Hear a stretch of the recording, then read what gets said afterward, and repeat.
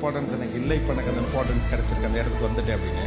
நமக்கு ஒரு இம்பார்ட்டன்ஸ் இல்லாதப்ப நம்ம ரொம்ப யாருக்காவது நெருக்கமாக போகிறப்ப நம்மளுக்கு சற்று விலகினவங்க நம்ம கொஞ்சம் ஜெயிச்ச பிறகு கொஞ்சம் நெருக்கமாக வர்றப்ப அவங்கள நீங்கள் என்ன பார்வையில் பார்ப்பீங்க? தோத்தா வீட்டில் கூட டம்ளர் வைக்கும்போது நங்குன்னு தான் வைப்பாங்க. சரி, ஜெயிச்சா தான் நல்லா வைப்பாங்க. அதுல வீட்லயே அப்படி ரெஸ்பெக்ட் பண்ணுவோம், மத்தவங்க மேலே நம்ம ஏன் கோச்சுக்கணும்? அவ்வளோதான் ரியாலிட்டி. ஜெயிச்சுட்டு போயிரு.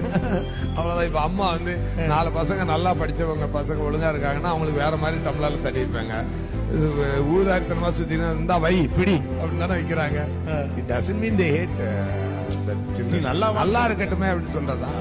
அவ்வளவுதான் ரெஸ்பெக்ட் வீட்டுல கிடைக்குன்னா ஊர்ல எப்படி கிடைக்கும் அதை நீங்க எப்படி எதிர்பார்க்க முடியும்?